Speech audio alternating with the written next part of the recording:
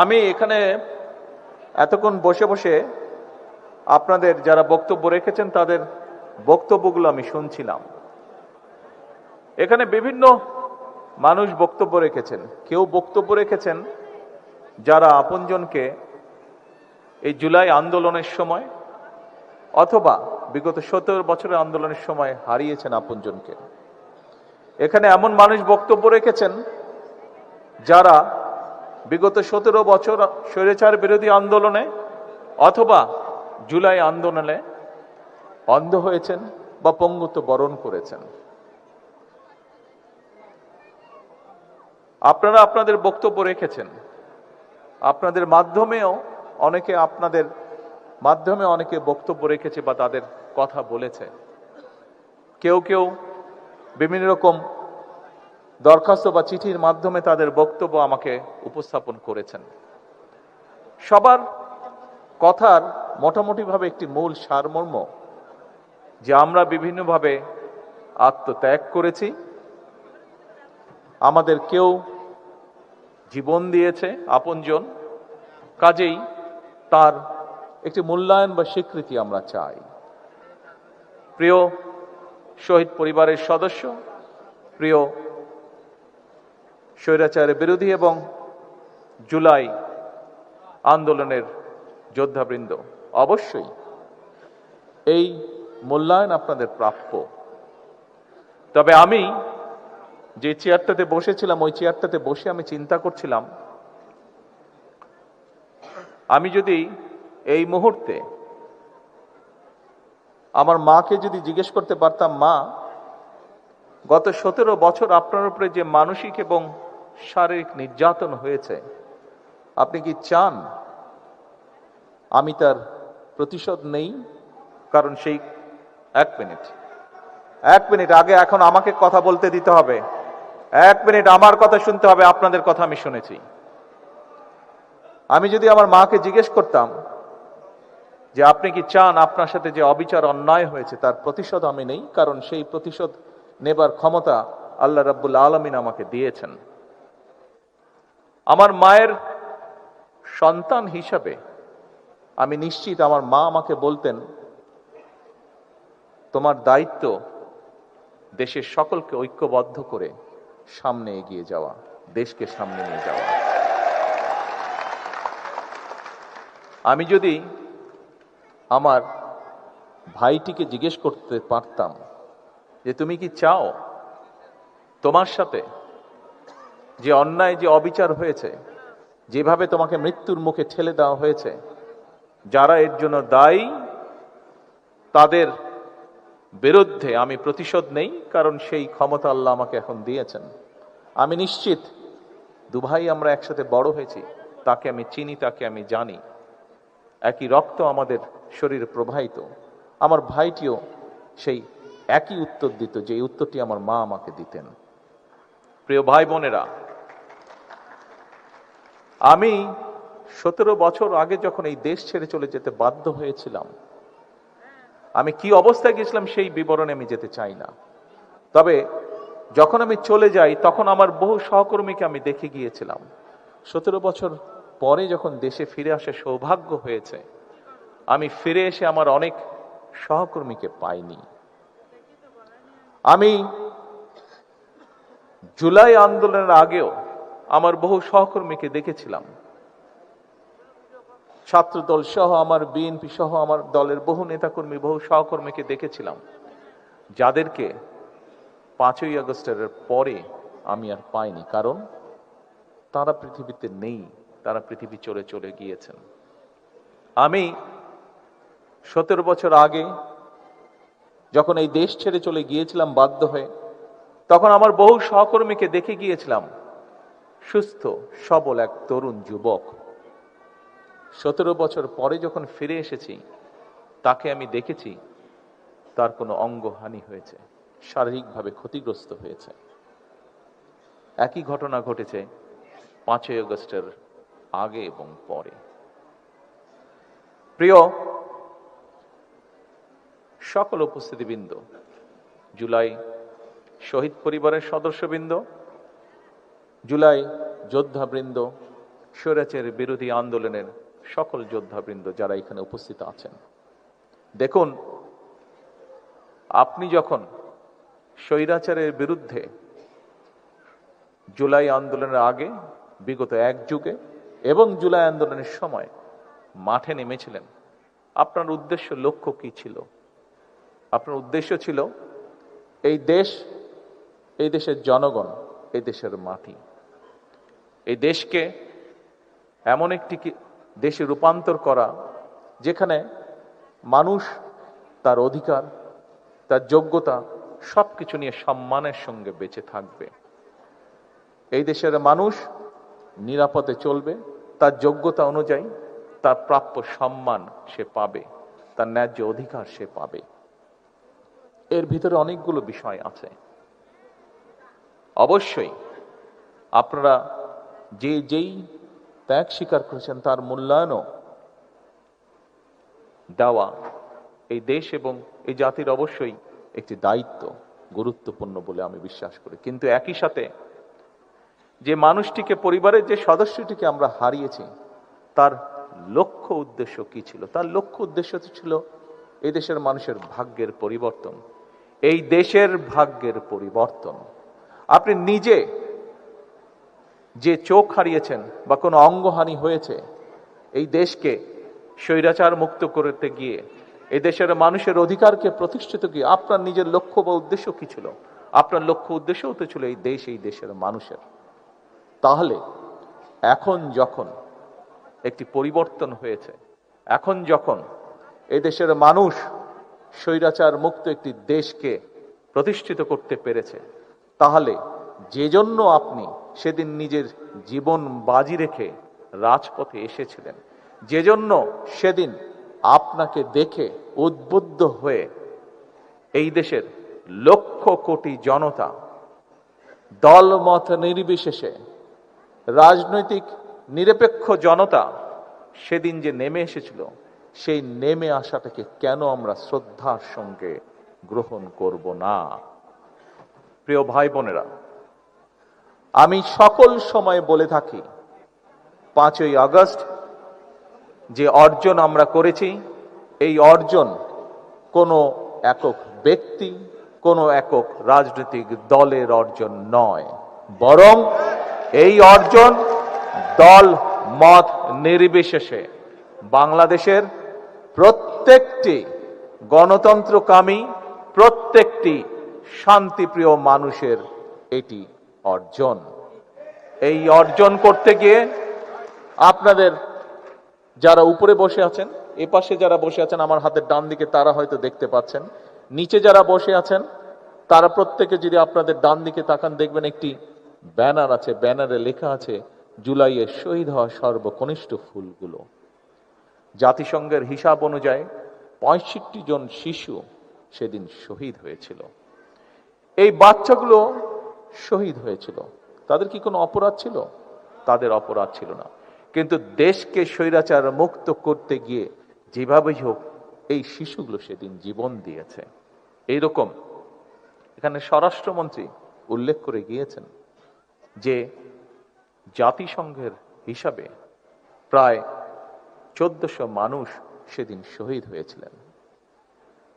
সেই উত্তাল দিনগুলোতে যতটুকু সম্ভব হয়েছে আমার পক্ষে, আমি যতটুকু বিভিন্নভাবে শত বাধা বিপত্তির মধ্যেও বিভিন্নভাবে খোঁজ করছিলাম আমার নেতাকর্মীদের মাধ্যমে, এই রাকিব সেদিন সেখানে ছিল, সেই মধ্যে আমাদের আবিদ সেখানে ছিল সেদিন, এই পাটোয়ারি সেখানে ছিল সেদিন, আরো অনেকে এখানে উপস্থিত যারা সেদিন, যাদের মাধ্যমে আমি বিভিন্নভাবে খোঁজ করছিলাম। আমার হিসাব মতেন, হ্যাঁ অনেকে অনেক হিসাব দিয়েছে, কিন্তু আমার হিসাবের মতে শুধু জুলাই আন্দোলনেই শহীদ হয়েছে অন্তত 2000-এর মতন মানুষ। 30,000-এরও বেশি মানুষ বিভিন্নভাবে সেদিন ক্ষতিগ্রস্ত হয়েছেন শারীরিকভাবে। আজকে সমগ্র বাংলাদেশের মানুষের প্রত্যাশা, যে জন্য এতগুলো মানুষ জীবন দিয়েছে, এই মঞ্চে অন্তত আমি আমার কথা এবং স্বরাষ্ট্রমন্ত্রীর কথা বলতে পারি। মঞ্চের সামনে খোকন বসে আছে, মঞ্চের সামনে রাকিব বসে আছে, পাটেরকেও মাঝে মাঝে দেখি আমি, সত্তর পাটেরকে আমি মাঝে মাঝে দেখি শারীরিক যন্ত্রণায় আত্মনাদ করে। আমরা অত্যাচারিত হয়েছি, শারীরিকভাবে অত্যাচারিত হয়েছি। প্রত্যেকটা, যে কটি নাম বলেন, প্রত্যেকটা মানুষ, এখানে আরো শত শত মানুষ আপনারা যারা বসে আছেন এখানে আছেন, বিভিন্নভাবে শারীরিকভাবে নির্যাতিত হয়েছেন। শারীরিক যন্ত্রণার সাথে সাথে শারীরিক নির্যাতনের মাধ্যমে মানসিকভাবে নির্যাতিত হয়েছেন। এখানে তো প্রায় সকল যারা উপস্থিত আছেন নির্যাতিত প্রত্যেকটি মানুষ গায়েবী মামলার শিকার হয়েছেন। সমগ্র বাংলাদেশে বিএনপির প্রায় ৬০ লক্ষের মতন নেতাকর্মী মিথ্যে মামলার শিকার হয়েছে, নির্যাতিত হয়েছে বিভিন্নভাবে। কিন্তু প্রিয় ভাই বোনেরা, আজকে আপনাদের সকলের কাছে একটি সহযোগিতা চাই আমি, যে আপনজনকে আপনারা হারিয়েছেন, তারও তো লক্ষ্য ছিল এই দেশের মানুষের ভাগ্যের পরিবর্তন, তারও তো লক্ষ্য ছিল এই দেশের ভাগ্যের পরিবর্তন। আপনি যে এই মানুষটি নিজে ক্ষতিগ্রস্ত হয়েছেন কোনো না কোনো ভাবে, তারও তো লক্ষ্য ছিল এই দেশের মানুষের ভাগ্যের পরিবর্তন, এই দেশের মানুষের রাজনৈতিক এবং অর্থনৈতিক অধিকার প্রতিষ্ঠিত করা।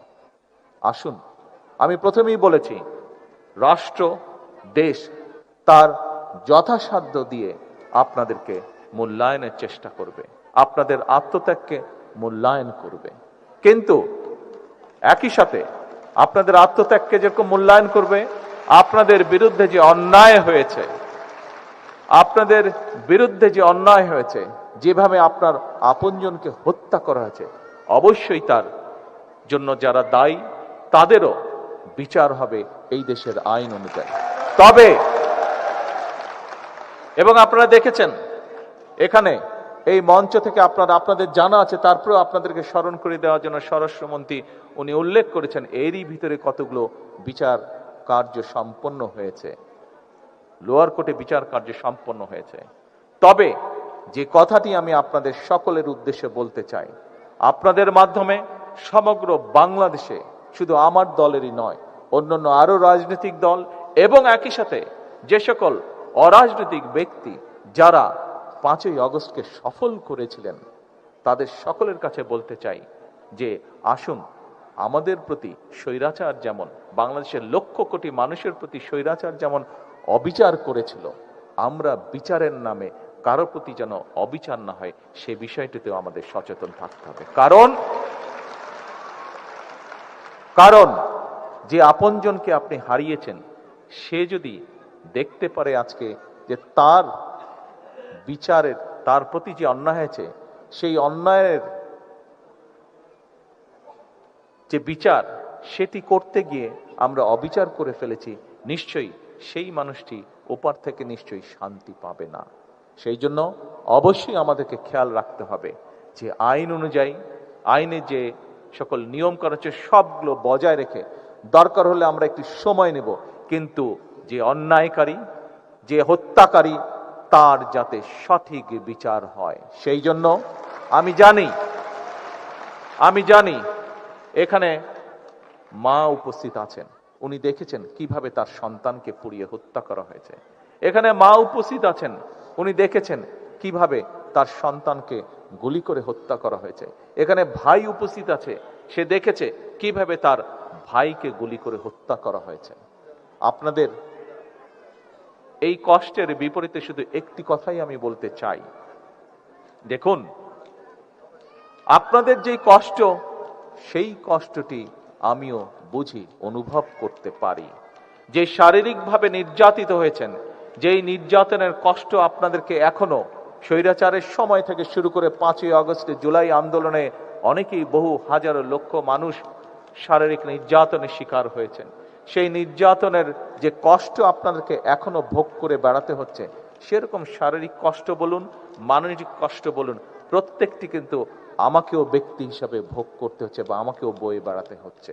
কাজেই আপনাদের সেই কষ্ট, সেটি মানসিক হোক, সেটি শারীরিক হোক, আমি কিছুটা হলেও অনুভব করতে সক্ষম।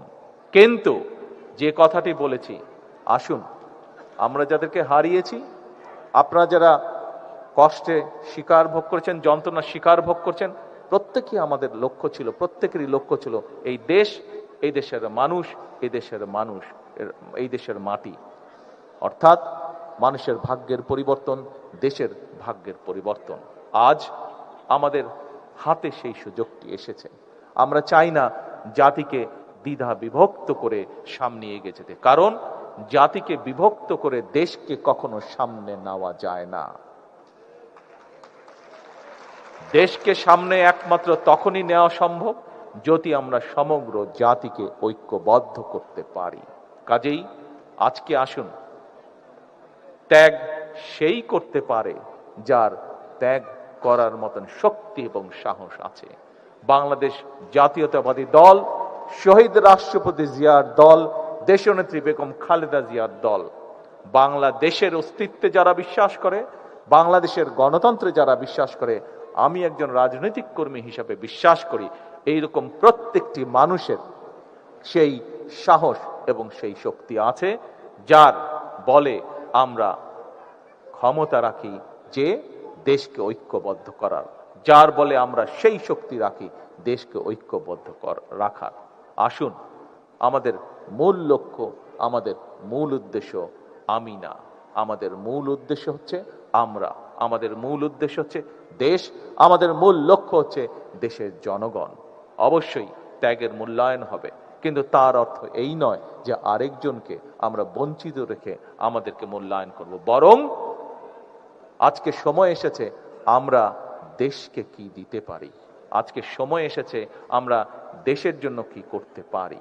আমাদের কষ্ট, আমরা যদি, আপনারা যা যেটি দাবি করেছেন, আমরা যদি রাষ্ট্র যদি সকল কিছু আপনাদের পূরণ করে, যাকে আপনি হারিয়েছেন তাকে কি আপনি ফিরে পাবেন? আপনি কি ফিরে পাবেন তাকে? যে আপনজনকে আপনি হারিয়েছেন ফিরে পাবেন? তো নাটা একটু জোরে বলতে সমস্যা কোথায়? যদি এটি সত্যি হয়ে থাকে তাহলে না বলতে সমস্যা কোথায়? আপনার যে দৃষ্টিশক্তি আপনি হারিয়েছেন, আপনার যে শরীরে আঘাতটি আছে এখনো, আপনার যে শরীর শারীরিকভাবে যে আঘাতের চিহ্ন রয়ে গেছে বা যন্ত্রণা রয়ে গেছে, সেটি কি সম্পূর্ণ ঠিক হয়ে যাবে? ঠিক হয়ে যাবে না। কিন্তু আমরা যদি দেশকে এগিয়ে নিয়ে যেতে পারি, আপনি গর্ব করে বলতে পারবেন একদিন, আপনার পরবর্তী ভবিষ্যৎ প্রজন্মকে আপনি বলতে পারবেন যে আপনার আপনজনের আত্মত্যাগের বিনিময়, আপনার নিজের ত্যাগের বিনিময় এই দেশের মানুষের ভাগ্যের পরিবর্তন হয়েছে, এই দেশের ভাগ্যের পরিবর্তন হয়েছে। আপনি যার জন্য কষ্ট করেছিলেন, আপনার আপনজন যে জন্য আত্মত্যাগ করেছে, সেটি সফলতার দিকে এগিয়ে যাচ্ছে। এটি আমি মনে করি আমাদের সকলের আজকের প্রত্যাশা হওয়া উচিত ছিল। প্রিয় উপস্থিতিবৃন্দ, আসুন, এখানে উপস্থিত প্রায় প্রত্যেকটি মানুষ একজন রাজনৈতিক কর্মী। অধিকাংশই ক্ষেত্রে এখানে যারা উপস্থিত আছেন, একজন রাজনৈতিক কর্মীর কাছে তার সবচেয়ে বড় লক্ষ্য উদ্দেশ্য হচ্ছে তার দলের আদর্শকে বাস্তবায়ন করা। এবং আমি যতটুকু জানি, আজকে এখানে মোটামুটি ভাবে অধিকাংশ যারা উপস্থিতি আছেন, সেই অধিকাংশ উপস্থিতির অধিকাংশই হচ্ছেন বাংলাদেশ বা বাংলাদেশি জাতীয়তাবাদে বিশ্বাসী, আদর্শে বিশ্বাসী। প্রিয় ভাই বোনেরা, আমাদের মূল লক্ষ্য, আমাদের মূল উদ্দেশ্য হচ্ছে এই দেশ, এই দেশের জনগণ, এই দেশের মাটি। আসুন আমরা চেষ্টা করি যাতে কোনো কিছু আর কোনো শক্তি আমাদেরকে এই লক্ষ্য অর্জন থেকে কোনোভাবেই আমাদেরকে বিচ্যুত করতে না পারে। আজকের এই দিনে জুলাই অভ্যুত্থানে, জুলাই শহীদ, জুলাই যোদ্ধা এবং বিগত স্বৈরাচারের 17 বছরের যত যোদ্ধা আছে, তাদের প্রতি যদি সম্পূর্ণ সম্মান প্রদর্শন করতে হয়, তাহলে সেটি একমাত্র হবে তার জন্য, যার জন্য তারা স্যাক্রিফাইস করেছেন, সেই লক্ষ্য এবং উদ্দেশ্যকে বাস্তবায়ন করা। এটিই হোক আজকের এই অনুষ্ঠানের মাধ্যমে আমাদের গৃহীত শপথ, এটিই হোক আজকের এই অনুষ্ঠানের মাধ্যমে আমাদের গৃহীত প্রতিজ্ঞা। সকলকে পরিশেষে আবারও সকলকে ধন্যবাদ এবং জুলাই শহীদ পরিবার সহ জুলাই যোদ্ধাদের প্রতি আন্তরিক কৃতজ্ঞতা প্রকাশ করে আমার বক্তব্য শেষ করছি।